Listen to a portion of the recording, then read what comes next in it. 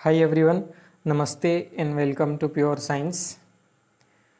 अब हम एक नया वीडियो सीरीज़ स्टार्ट करने जा रहे हैं जिसमें हम सॉल्व करेंगे लेक्चरर एग्ज़ाम 2023 के फिजिक्स सब्जेक्ट के क्वेश्चन पेपर को। ठीक है, तो यह एग्ज़ाम जो है सीजी व्यापम द्वारा लिया गया था 11 जून को। ठीक है, तो इसमें हम सभी क्वेश्चंस को एक एक करके सॉल्व करते जाएंगे। ठीक है, और देखेंगे कि उसके आंसर क्या आ रहे हैं, किस प्रकार से उसका सॉल्यूशन निकलेगा। ठीक है, तो यह एक नया वीडियो सीरीज़ है जिसमें हम फिजिक्स के पेपर को पूरा सॉल्व करेंगे। सभी क्वेश्चन जितने भी एग्ज़ाम में आए हुए थे सभी को हम सॉल्व करेंगे। ठीक है, अगर आपको सीरीज़ अच्छी लगती है तो ज़रूर से सब्सक्राइब कीजिएगा चैनल को और अपने दोस्तों के साथ शेयर कीजिएगा वीडियो को। चलिए स्टार्ट करते हैं। फिर यहाँ पर कुछ इम्पॉर्टेंट लिंक दिए हुए हैं। ठीक है, तो ये आपको यूट्यूब चैनल मिल जाएगा प्योर साइंस नाम से। इंस्टाग्राम में आप फॉलो कर सकते हैं और टेलीग्राम चैनल में यह PDF मिल जाएगा आपको जिसमें मैं पढ़ा रहा हूँ। ठीक है, और पूरा क्वेश्चन पेपर भी वहाँ पर अपलोड किया हुआ है। ठीक है, आंसर की भी अपलोड किया हुआ है और ठीक है, जो भी रिजल्ट जिस प्रकार से आया उसको भी अपलोड किया हुआ है। आप चाहे तो जा कर के चेक कर सकते हैं। चलिए स्टार्ट करते हैं। तो पहला क्वेश्चन है, a lamp is connected in series with an inductor to DC source, what will happen to its glow when it is connected directly to the same source. ठीक है, तो यहाँ पर हिंदी में भी पढ़ दे रहा हूँ मैं। एक बल्ब श्रृंखला में एक प्रेरक के साथ DC सोर्स के साथ जुड़ा हुआ है। देखिए एक बल्ब है यहाँ मान लेते हैं।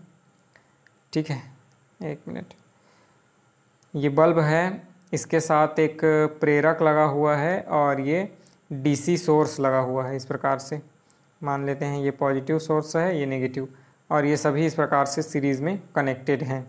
ठीक है, तो जब प्रेरक जो है DC सोर्स के साथ जुड़ा हुआ है, ठीक है, अभी उसका चमक क्या होगा जब हम प्रेरक को बीच में से हटा करके बल्ब को सीधे DC सोर्स के साथ कनेक्ट कर देते हैं। इस प्रकार से यहाँ पर बल्ब जो कनेक्टेड है उसको प्रेरक से हटा करके डायरेक्ट DC सोर्स से कनेक्ट कर देते हैं। तो उस कंडीशन में बल्ब के चमक में क्या परिवर्तन आएगा यह बताना है। ठीक है, तो ऑप्शन दिए हुए हैं, चमक में कोई बदलाव नहीं होगा, चमक में वृद्धि हो जाएगी, या चमक में कमी आ जाएगी, या इनमें से कोई नहीं। तो इसका सही उत्तर है चमक में कोई बदलाव नहीं होगा। ठीक है, चमक में कोई बदलाव नहीं होगा। क्यों नहीं होगा? देखिए लैंप जो है बल्ब से पहले इंडक्टर से कनेक्टेड है और इंडक्टर जो है बल्ब से कनेक्टेड है। ठीक है, बैटरी के साथ कनेक्टेड है, यानी कि DC सोर्स के साथ कनेक्टेड है। ठीक है, अब जो है लैंप को ये इंडक्टर को हटा करके डायरेक्ट DC सोर्स से कनेक्ट किया जाए तो उसके चमक में ज़्यादा परिवर्तन नहीं होगा या कोई परिवर्तन नहीं होगा, यह हमारे द्वारा बोला जा रहा है। क्यों नहीं होगा? तो हम जानते हैं कि इंडक्टेंस XL जो होता है, इंडक्टिव इम्पीडेंस जो होता है उसको दिया जाता है ओमेगा इंटू L के द्वारा। तो L जो होता है इंडक्टेंस होता है किसका? कॉइल का इंडक्टेंस, और ओमेगा जो होता है तो ये होता है फ्रीक्वेंसी, एंगुलर फ्रीक्वेंसी जो है AC सोर्स है उसका एंगुलर फ्रीक्वेंसी है। तो एंगुलर फ्रीक्वेंसी चूँकि ज़्यादा नहीं होती या उसमें परिवर्तन ज़्यादा नहीं होता, इसलिए XL का वैल्यू 0 होगा, क्योंकि ओमेगा का वैल्यू 0 है। एंगुलर फ्रीक्वेंसी का वैल्यू लगभग 0 होता है, इसलिए XL इज इक्वल टू 0 हो जाएगा। ठीक है, तो इसलिए करंट जो है ज़्यादा परिवर्तित नहीं होगा। ठीक है, सेम ही करंट जो है फ्लो होगा लैंप में। अगर हम इंडक्टेंस L को भी हटा देते हैं तब के भी कंडीशन में लैंप के ग्लो में ज़्यादा परिवर्तन नहीं होगा, इसलिए ग्लो जो है सेम रहेगा, चमक में कोई बदलाव नहीं होगा। नेक्स्ट देखते हैं। नेक्स्ट है, जब कम ऊंचाई पर उड़ता हुआ वायुयान ऊपर से गुजरता है तो कभी कभी TV स्क्रीन पर कुछ चित्र हिलते हुए दिखाई पड़ते हैं, इसका कारण क्या है? जब कम ऊंचाई पर जहाज उड़ता है तो टीवी के स्क्रीन जो है कभी कभी हिलते हुए दिखाई देते हैं, तो इसका कारण क्या है?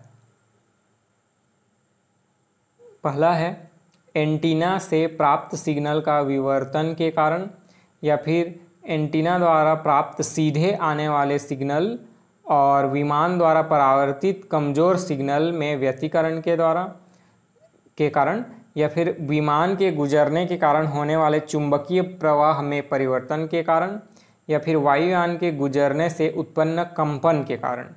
ठीक है, तो इसका सही उत्तर है ऑप्शन बी, एंटीना द्वारा प्राप्त सीधा सिग्नल। जो एंटीना है, ठीक है, जो सिग्नल प्राप्त करता है, ठीक है, तो घरों में हम एंटीना लगाते हैं, हम देखे हैं, ठीक है, तो उस एंटीना द्वारा प्राप्त होने वाला जो सीधा सिग्नल है जो सैटेलाइट से, उपग्रह से आता है, ठीक है, और ऐसे एंटीना पर है ना आपतित होता है, घर की जो छतरी लगी होती है डिश, उस पर जो है आपतित होता है, तो इस वाले सिग्नल में और वायुयान से हो करके उधर परावर्तित जो हो रहा है ना, बाहर वायुमंडल में, उसके उन दोनों के बीच में विवर्तन के कारण।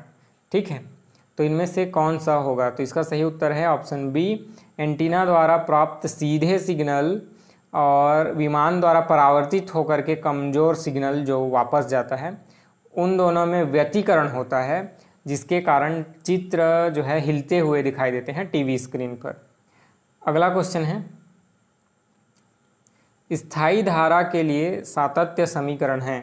स्थायी धारा के लिए सातत्य समीकरण, ठीक है, स्थायी धारा के लिए पूछ रहा है, परिवर्ती धारा के लिए नहीं। ठीक है, तो जो फॉर्मूला होता है वह होता है divergence J is equal to minus del rho by del t. इसी को हम ऐसे भी लिख सकते हैं, डाइवर्जेंस जे, ठीक है, प्लस डेल रो, ठीक है, del rho by del t. ठीक है, तो ये हो गया इज इक्वल टू ज़ीरो। ठीक है, ये हो गया वेरिंग करंट के लिए। वेरिंग करंट के लिए जो फार्मूला होता है कंटिन्यूटी इक्वेशन का, सातत्य समीकरण का, वो हो जाएगा आपका divergence J plus del rho by del t is equal to zero. ठीक है, अब करंट स्टेडी करंट हो, ठीक है, स्टेडी करंट हो तो इसका वैल्यू ज़ीरो हो जाएगा। ठीक है, आवेश जो है समय के साथ परिवर्तित नहीं हो रहा है। ठीक है, आवेश जो है समय के साथ परिवर्तित नहीं हो रहा है, तो del rho by del t जो है ज़ीरो हो जाएगा। तो इसलिए जो बचेगा divergence J is equal to zero, divergence J is equal to zero, ये स्टेडी करंट के लिए, ठीक है, इक्वेशन है, divergence J is equal to zero. तो कौन सा समीकरण है, सॉरी कौन सा ऑप्शन है? Option D, divergence J is equal to zero. ठीक है, नेक्स्ट क्वेश्चन देखते हैं। नेक्स्ट क्वेश्चन है, वाटहीन धारा का अर्थ क्या है? वाटलेस करंट का अर्थ क्या है? धारा का मान शून्य हो जाना, या विद्युत वाहक बल का मान शून्य हो जाना, या परिपथ में प्रत्येक चक्र में औसत व्यय सामर्थ्य का मान शून्य हो जाना। ठीक है, तो ऑप्शन सी यहाँ पर सही उत्तर है, परिपथ में प्रत्येक चक्र में औसत व्यय सामर्थ्य का मान शून्य हो जाना। ठीक है, अगला है, तो ऑप्शन सी यहाँ पर सही है। ठीक है, अगला क्वेश्चन है, एक वस्तु के वेग एवं चाल के विषय में निम्न कथन में से क्या सही हो सकता है? वेग एवं चाल के विषय में निम्न में से क्या कथन सही हो सकता है? ऑप्शन ए है परिवर्ती वेग के बिना परिवर्ती चाल, या परिवर्तनशील चाल के बिना परिवर्ती वेग, या फिर परिवर्ती वेग के बिना ही अशून्य त्वरण, या फिर परिवर्ती चाल के बावजूद शून्य त्वरण। ठीक है, तो इसका जो सही उत्तर है, ठीक है, ऑप्शन सी, परिवर्ती वेग के बिना ही अशून्य त्वरण, सॉरी ऑप्शन बी। ठीक है, परिवर्तनशील चाल के बिना परिवर्ती वेग, परिवर्तनशील चाल के बिना परिवर्ती वेग, यही जो है सही है। ठीक है, बाकी सब गलत है। कैसे?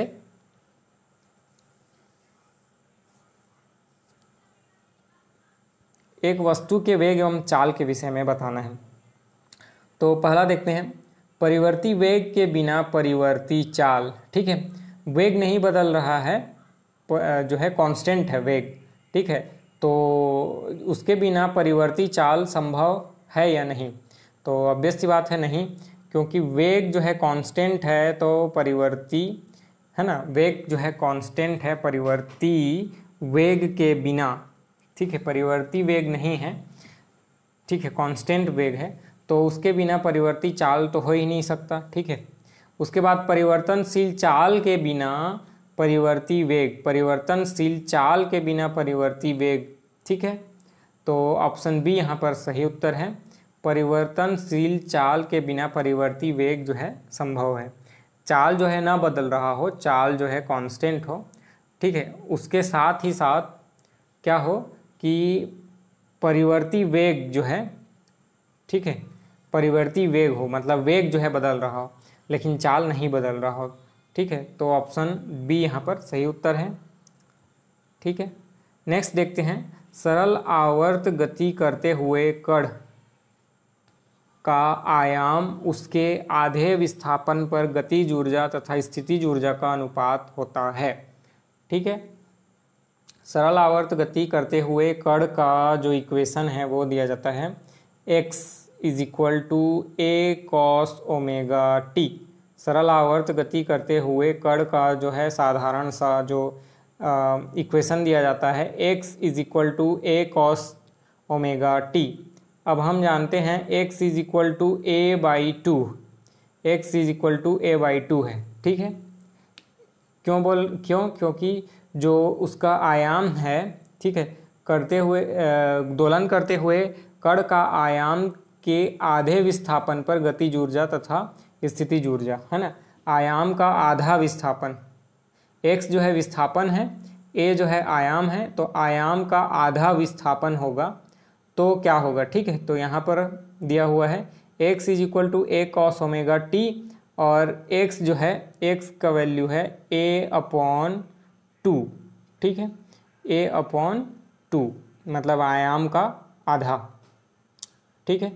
तो वैल्यू पुटअप करेंगे, x की जगह पर a अपॉन टू रखेंगे तो हमको मिल जाएगा a upon two is equal to a cos omega t, ठीक है। इसका मतलब a और a cancel, 1/2 is equal to cos omega t, इसलिए omega t is equal to हो जाएगा 60 degree, omega t is equal to 60 degree.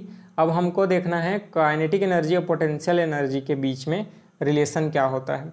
तो kinetic energy है अपॉन में पोटेंशियल एनर्जी लिखे, ठीक है, is equal to kinetic energy का फॉर्मूला क्या होता है 1/2 m omega square a square sine square omega t, ठीक है। और पोटेंशियल एनर्जी का जो फॉर्मूला होता है 1/2 omega square a square cos square omega t, cos square omega t. तो ये सब तो कैंसिल आउट हो जाएंगे, sine square omega t upon cos square omega t बचेगा, ठीक है। तो ये हो जाएगा आपका काइनेटिक एनर्जी अपॉन में potential energy is equal to हो जाएगा 10 square omega t, 10 square omega t is equal to 3, तो 10 स्क्वायर 60 डिग्री, 10 स्क्वायर 60 डिग्री बराबर होगा 3, 10 स्क्वायर 60 डिग्री बराबर होगा 3, ठीक है। तो यहाँ पर 3:1 वाला जो ऑप्शन है सही होगा, 3 आया था तो 3:1 वाला जो ऑप्शन सही होगा, ऑप्शन नंबर ए जो है सही उत्तर है। अगला प्रश्न है, एक समान आवेशित कुचालक ठोस के पृष्ठ से केंद्र की ओर, ये है एक समान आवेशित कुचालक ठोस, तो इसके पृष्ठ से केंद्र की ओर, यहाँ पर केंद्र है तो पृष्ठ से केंद्र की ओर जाने पर विद्युत क्षेत्र की तीव्रता बढ़ती है, घटती है या समान एवं कुछ निश्चित दूरी पर अशून्य मान रहता है या फिर सभी बिंदुओं पर शून्य मान रहता है, ठीक है। एक समान आवेशित कुचालक ठोस गोले के पृष्ठ से केंद्र की ओर, यहाँ पृष्ठ है, इधर से केंद्र की ओर जाने पर, ठीक है, विद्युत क्षेत्र की तीव्रता बढ़ती जाती है या घटती जाती है या फिर समान एवं कुछ निश्चित अशून्य मान रहता है। ठीक है, सामान्य एवं कुछ निश्चित जो है अशून्य मान रहता है। सभी बिंदुओं पर शून्य रहती है, सभी बिंदुओं पर शून्य रहती है। तो इसका सही उत्तर है घटती है। ठीक है, विद्युत क्षेत्र की तीव्रता घटती जाती है।